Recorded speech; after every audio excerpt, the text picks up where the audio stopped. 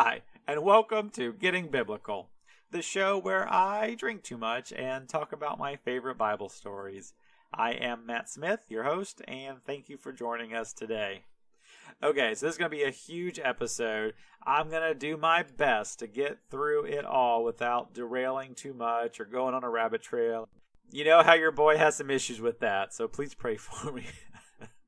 Anyways, the first thing I want to talk about, I have three main things. One in the intro, one in the alcohol portion. Of course, the story itself is amazing. So, three big things I want to talk about. So, this first one here in the intro, up until now, we've just kind of bounced around and shared a few of my favorite random stories from different parts of the Bible. Old Testament, New Testament, etc., etc.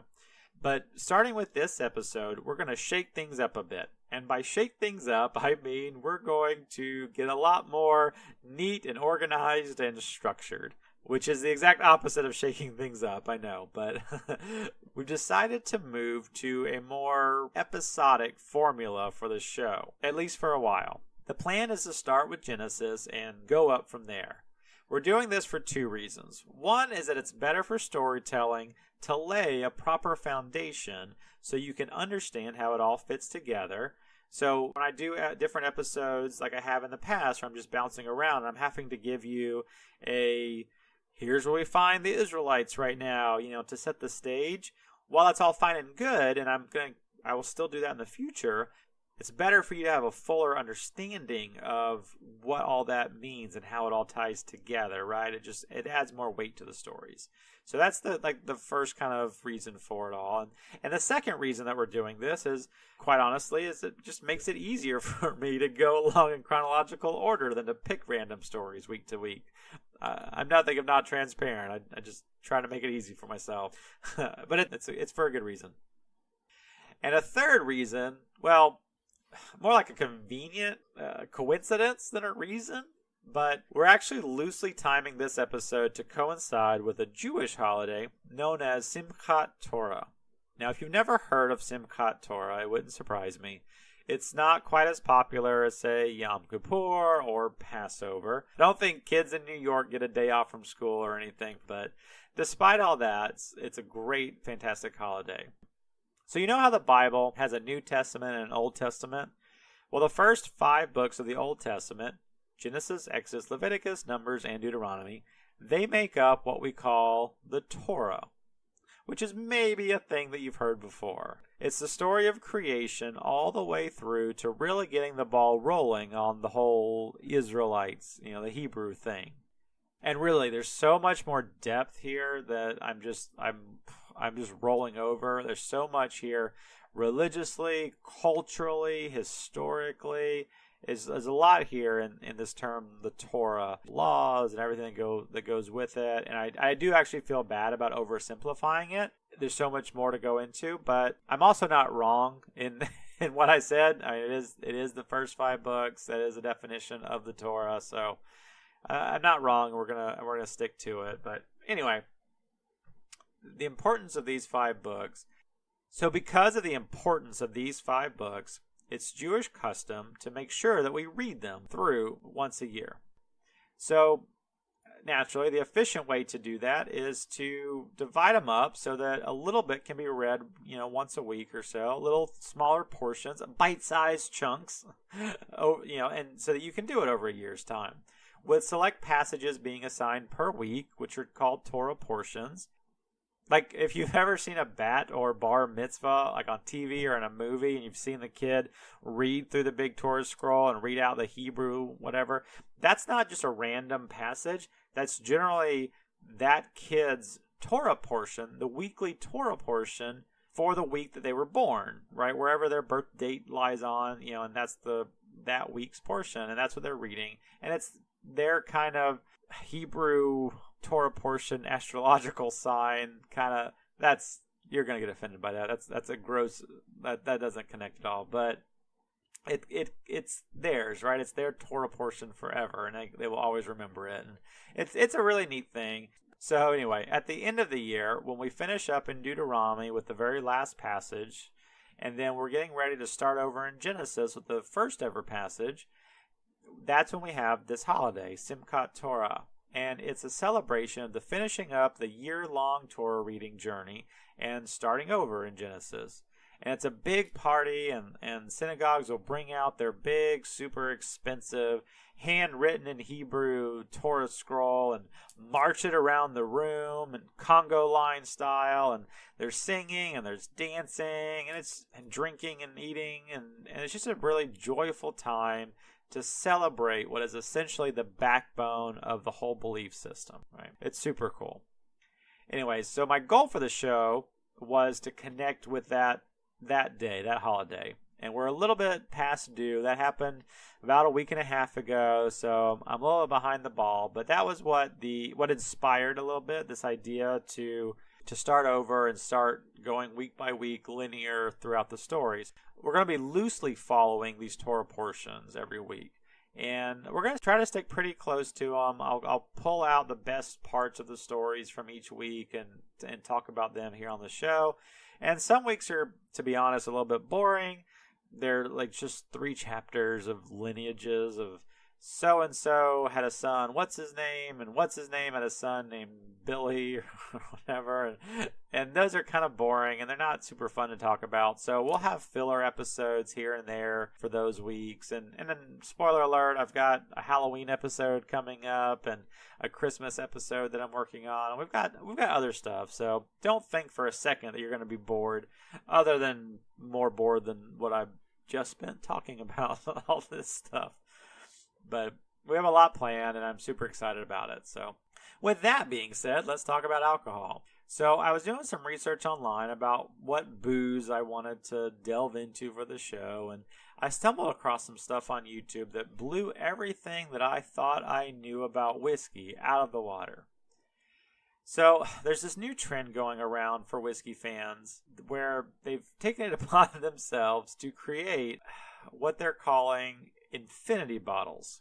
And it's an idea where you combine all your older, almost empty bottles, like whiskey leftovers, if you will, to combine those remnants together to create your own whiskey Voltron, whiskey Megazord, or whatever you want to call it, but put them all together to create your own unique blend of whiskeys. Some people are going out and they're trying to actually put real thought into the whole thing and make a true blend, choose things that go together for real, right? That makes sense. But other people are just using it as a way to combine their old bottles to create something new. So when you have a bottle, and imagine a bottle that's almost empty, and you've got so much more air in the bottle than there is liquid. Because of all that air, the oxidization of the liquid, of the whiskey, is going to happen so much more quickly. When you have an unsealed full bottle, it can last pretty much forever. And then as you drink it and there's more air in it, let's say the half-life of it starts to deteriorate, and it's going to lose its flavor and its taste and its profile so much more quicker the more air that's in the bottle. So if you've got the last little bit, 2 glasses worth of your favorite bottle, and you're trying to save it for your brand new infant's 21st birthday in the future, probably not going to work out so well. Like, it's not going to be super great 21 years from now if you only have that much left, because you have too much air in the bottle. So that's part of where this came about, is like, let's take these bottles that are almost empty, pour them together. Thus, you have a new bottle that has less air in it, less oxidation, and also creates a new flavor thing that you have never had before. So those are all the things that come into this idea of having this thing called an infinity bottle. Now, I don't quite know why you wouldn't just drink the bottles and be done with it. That's usually what I do, but whatever. We're not going down that road. But anyways, so in my more pretentious days, I would have thought this absolutely absurd. Because what I thought that I knew about whiskey, and especially scotches, is that single malts were the end-all, be-all of the scotch world, right? Blends are the cheap bottom shelf line that are good only for mixing or for poor college students. Bullshit ideas like that. So that's what I thought I knew, right? That's what I thought I knew. And like the Agent K quote to Will Smith in the first Men in Black movie, I really do love me some of those quotes in those movies. I need to watch it again. But he goes, just after Will Smith's character got hip to what the MIB were all about, Agent K goes, 1,500 years ago, everybody knew the Earth was the center of the universe. 500 years ago, everybody knew the Earth was flat. And 15 minutes ago, you knew that humans were alone on this planet. Imagine what you'll know tomorrow. And that's exactly how I feel about Scotch at this moment.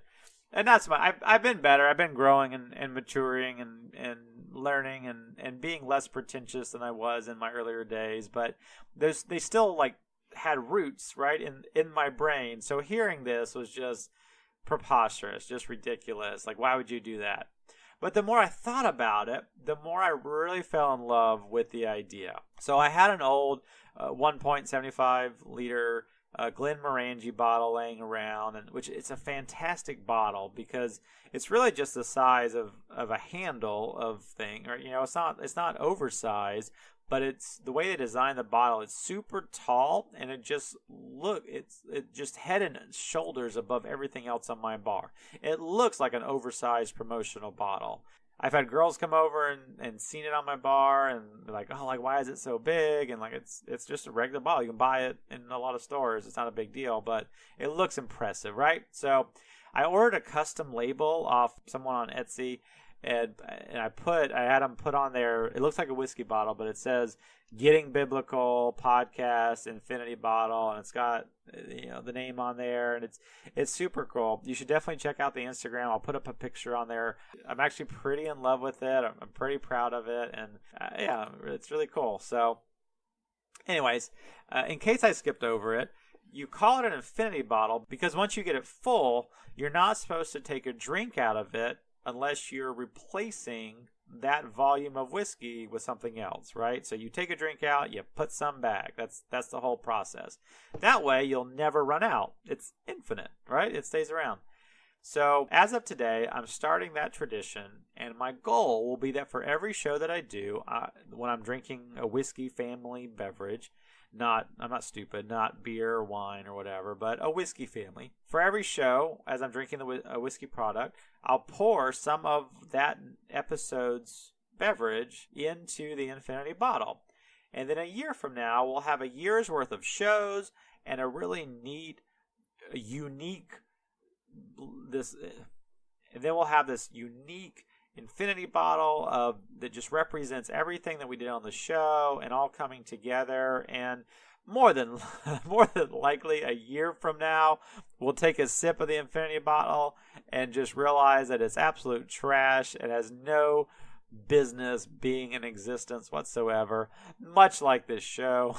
It doesn't deserve to live, but it'll be apropos for what it all is about. So anyway, that's the project that we're working on. I'm super excited about it and looking forward to seeing where we go from here. So to start the process, since I don't really have many bottles that are almost empty, I tend to drink them. It actually kind of boggles my mind that people let that happen, but whatever. But since I don't have any almost finished ones, I'm going to have to start fresh. So to create the base for the infinity bottle, I decided that I needed to start off with something kind of tame, something mild to set the foundation for it. So I went with, and it felt apropos, I went with Ireland's oldest licensed distillery, going back all the way to 1608, Bushmills Irish Whiskey.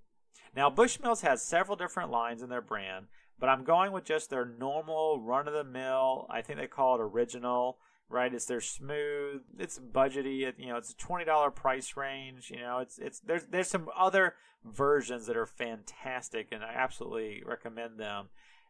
But this one's, I wanted this one for the base. This one isn't overpowering. Like compared to the peaty scotches, the Lagavulins, and the Ardbegs of the world, this is very mild and very easy to drink. I actually really recommend it if you're not well versed in the world of whiskeys and especially scotches and things, and you kind of want to tiptoe your foot into it. This is a great one to get started on. It's easy to drink straight.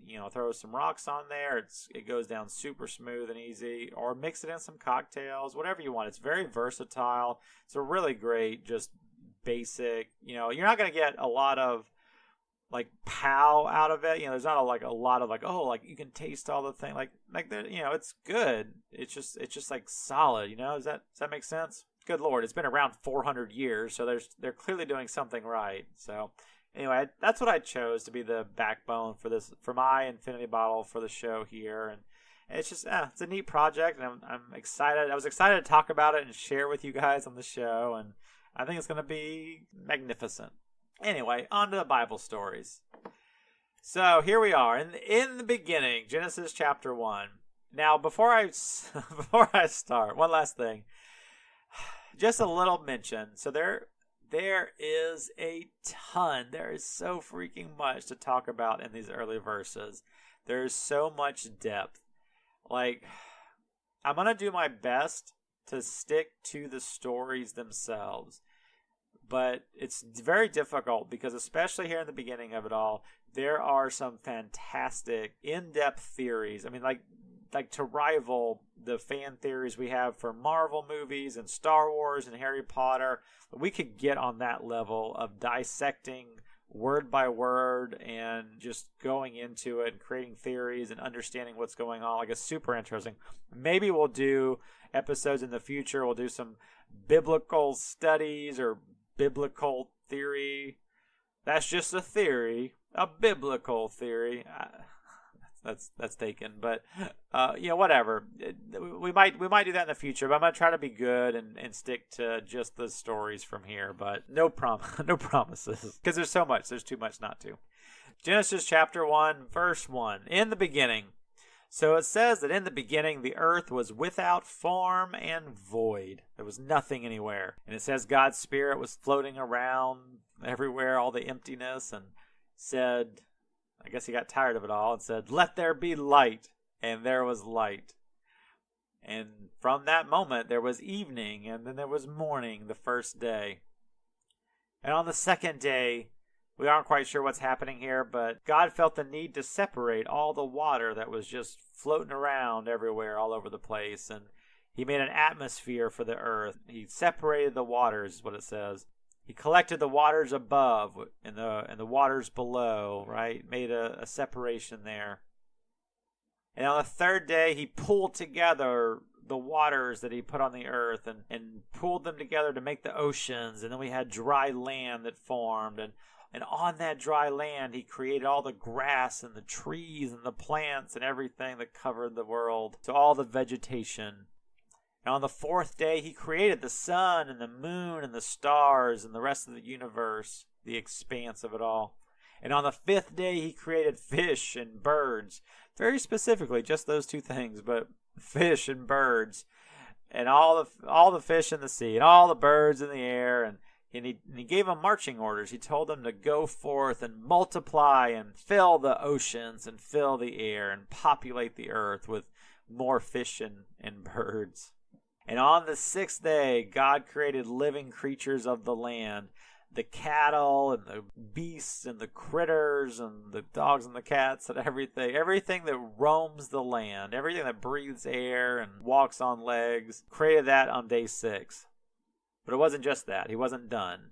He also then said, and I quote, "Let us create man in our own image," end quote.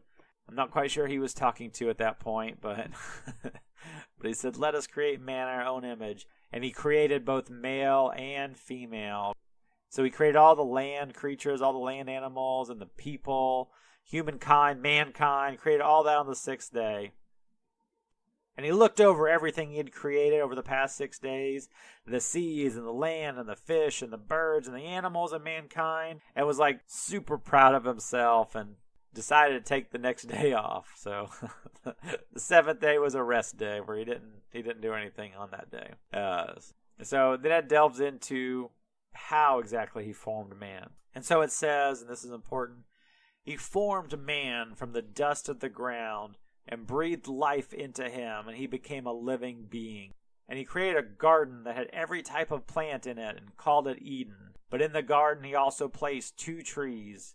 One of the trees was called the tree of life, and also another tree, much more ominously named the Tree of Good and Evil. And he put the man that he had just made in the garden and told him he could eat from any tree in the garden. Anything he wanted to eat was fine. Everything was okay, except for the Tree of Good and Evil. That's off limits. You can't eat from that tree. If you eat from that tree, you're going to die. Those are the rules.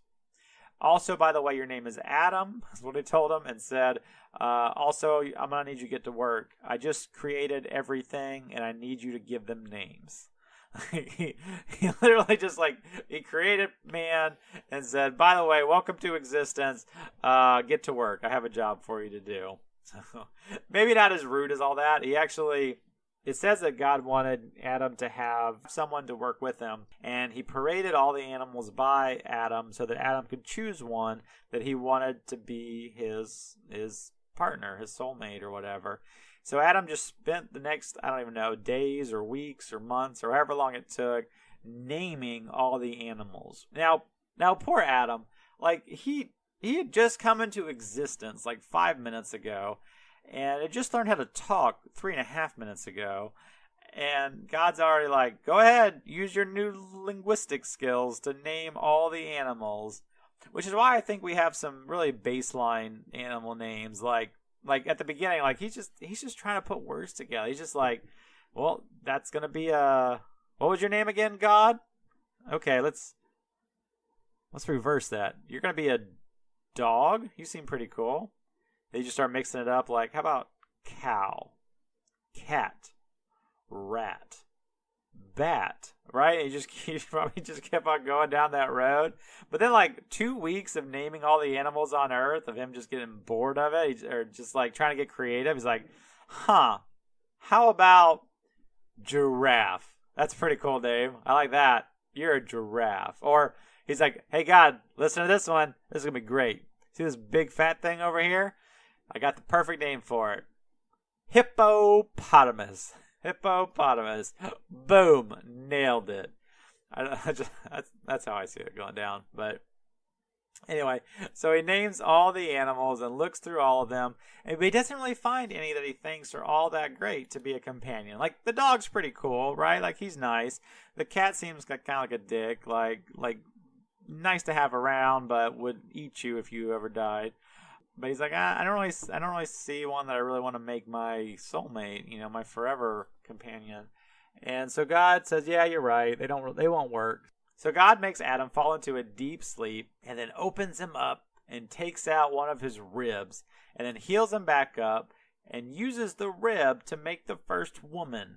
And then when Adam wakes up and sees a woman standing before him, he gets super psyched and he's yes, this is what I was looking for. This is what I want. And he's excited and everything's going great. And it says they were both naked and not ashamed, which pretty much just means they were pure and maybe a little bit naive, but they weren't dirty minded, right? So they were naked. It wasn't a big deal. Whatever, no big deal.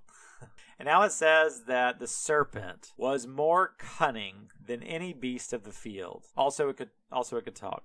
No big deal, right? But so many questions, but it's fine. Did all animals talk? I don't know. Anyway, so the serpent one day rolls up to Eve and says, and do you remember what I said earlier about the whole trees and everything? So the serpent rolls up to Eve and is hey girl. So the serpent rolls up to Eve and is hey girl, did God really say that you weren't allowed to eat from any of the trees in the garden? And Eve is no? Where did you hear that from? God said we could eat from any tree that we wanted. Like anything. Any of them. All of them. You are way off on this. We just can't eat from the tree of good and evil. We can't even touch that one or we will die. But everything else is fine. And the serpent goes, you won't die. This whole planet has only existed for a week now. Nothing has ever died yet. You won't die. God is just trying to scare you away from eating that tree because he knows if you eat from it, your eyes will be open and you'll know the difference between good and evil and you'll be as smart as him. He's lying to you. So Eve looks at the tree and she looks at the fruit and she thinks to herself, It does look pretty tasty. Plus, I really would like to be smarter. So she takes the fruit and she eats it. And then she gives it to Adam and he eats it. And it says both their eyes were open and they realized they were naked. They were a little upset by that fact, and they sewed fig leaves together to make some clothes, right? Then they heard God walking through the garden. Apparently that's a thing that he did back then. And they hid from God. So God's walking around the garden and is like, I wonder where those two people that I just made are. I'd really like to hang out with them. Where are you guys? He's God. I'm sure he knew where they were.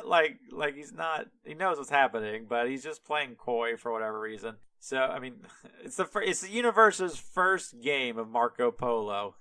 He's like, humans, and they're like, God, humans, God, and they finally find each other. But anyway, so God said, it's like, where are you guys? And so Adam says, we're hiding. We were naked, and we didn't want you to see us. And God says, who told you were naked? Wait, where did that come from? You didn't know you were naked a day ago. Adam, did you eat from that tree I specifically told you not to? And Adam's response, Adam was such a douchebag. He says, well, this woman that you gave me, she made me eat it. Under the bus. Not just Eve. He didn't just throw her under the bus, but he also threw God on the bus in one sentence. You gave me this woman, and she made, what a douchey. Man up, Adam. Be better. Makes me mad. But God, just kind of looks over at Eve, and he's like, well, did you? What's the story here? And then, of course, she says, the serpent deceived me. He made me do it. All right? They're just passing the blame all around. So then God shakes his head and probably does one of those little sighs where you pinch kind of the middle part of your nose in between your eyes, and he's just probably looking down and I'm getting a migraine, but okay.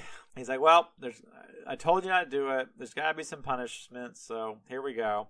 So he starts off and he puts a curse on the serpent. He curses the serpent above all the animals.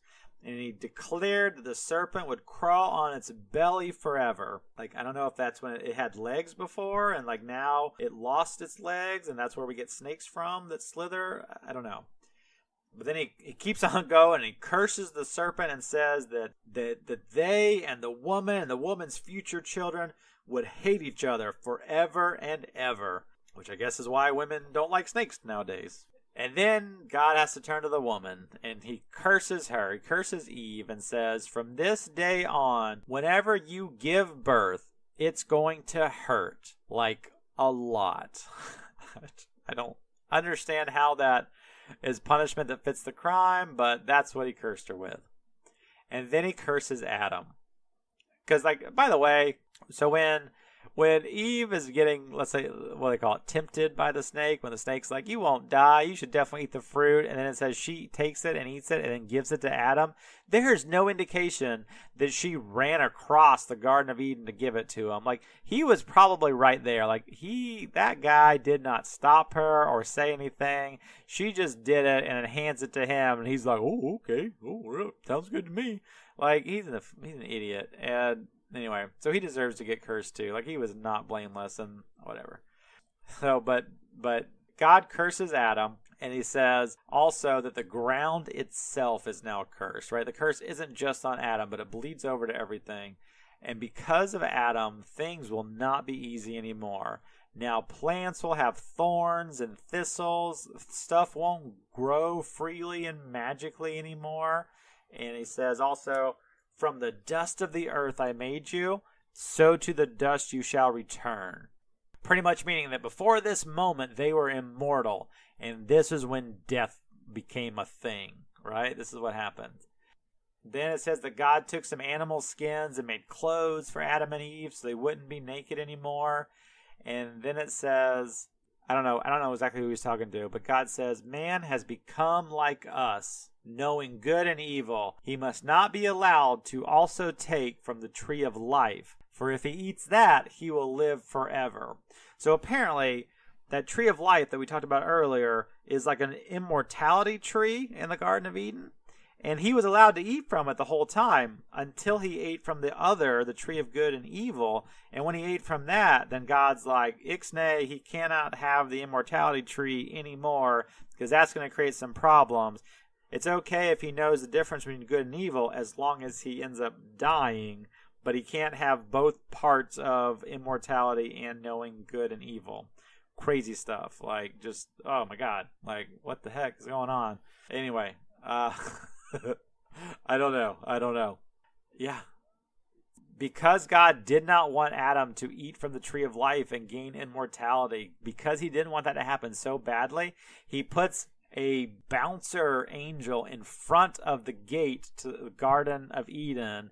And next to the angel, not in the angel's hand, but next to the angel, he puts a floating, flying sword that is on fire. A flaming sword that floats and rotates 360 degrees and can like track your movement as you try to sneak in or try to walk into the Garden of Eden. Like, you are not getting, even if the bouncer is asleep, you are not getting in because this sword is ready to cut you with fire sword mechanics no matter what direction you come from it. It's like super badass. I feel like I've seen it in a video game at some point, but it just, yeah, a floating fire sword that tracks your movement. Like, he did not want anyone getting in there and eating the immortality tree. It's amazing. So, anyway, so now they get banished from the Garden of Eden. Now they have to live out in the wilderness. Now they have these new clothes that are made from animal skins, and trees aren't just growing easily. He's got to plant stuff and make crops and do stuff, and it's just a mess. And they start having children and start populating the earth, and we're going to get into all that in a little bit, but that's the story of the creation of the universe, the creation of man, and also the fall of man all together. It's pretty quick, but now I was pretty good about not delving into too much stuff, but one thing I want to bring up, just if we want to talk about Bible theory for just a minute, or Bible philosophy, and you can agree or not or disagree, whatever. This isn't technically in there. It's just my pulling stuff together. So if you remember in the past, in some of our other stories, we've talked about where people do animal sacrifices in order to talk to or please God, right? And in 2018, hearing stories of cutting up animals just to burn them up and make sacrifices. The word sacrifice is loaded. I mean, like, it sounds barbaric, right? It sounds horrible. And I'm not here to talk about yay or nay or whatever, that type of thing, but we have here an example. I think it's good to talk about, where we have the first example of a sacrifice in the Bible. So Adam and Eve went against what God wanted them to do, aka sin, right? They sinned against God. They realized that they were naked and they needed clothes, and in order for God to help cover up their nakedness, right, cover up their sin, God had to make them animal clothes, animal skins, right? I mean, he could have just been God and snapped his fingers and made some animal pelts out of nowhere and like whatever. I guess that would have been fine. I don't think that's what happened. I think that animals died. And if you can, so imagine. I'm trying to get a little maybe a little poignant, a little deep here. But imagine this. Imagine Adam and Eve, like you've sinned. You did what God told you not to do. The one thing he told you not to do, and you did it. You had one job. Adam and Eve. It's just don't eat that fruit, and you did it. And he's like, all right, well now there has to be consequences. And so then he goes out and he takes animals that maybe possibly talked. We're not quite sure, right? People that they knew, like not just animals, not just, like animals that they might have been friends with. I don't know. And then God had to kill them to make clothes for them to help cover them up because they were naked from the thing that they did wrong. And that's what a lot of the sacrifices that you see going on throughout the rest of the Bible are supposed to be doing. They're supposed to be covering up the sins, when people aren't doing what God wants them to do. And so that's where the tie-in comes a lot of ways, and it's supposed to make you feel guilty. So much less than than buying meat at a grocery store and coming home and cook it where you have no connection. Like sacrificing an animal, if that's what you're doing in Bible times, can you imagine like that? Like when you're cutting open an animal, killing an animal, whether regardless if it's talking or not, just killing an animal, and because you did something bad, like the amount of guilt that I think that you should feel for that is ridiculous. And as we all know, Jewish guilt, like if you've ever had a Jewish mother, you know all about that. But I think that's where it comes into play and why they get into it. So I'm not saying it's not a little bit creepy and not weird to hear it being talked about so nonchalantly in these stories. I in my heart, I feel like they weren't supposed to be nonchalant to begin with, if that makes any sense. And it all starts from this one. So anyway, thanks for letting me kind of go on that little rabbit trail. That's kind of how I feel about this, and maybe it will shine some light on other times when they talk about sacrifices in the Bible. Anyways, so that's this episode, the story of the creation of the universe, the beginning of mankind, and then of course the fall of mankind. Thanks for listening. Check us out next time. We're going to talk about the story of Noah's Ark, and everything that they don't want you to know about that story. Thanks for listening. I hope you have a fantastic day. As always, I am Matt Smith. This was Getting Biblical. Cheers.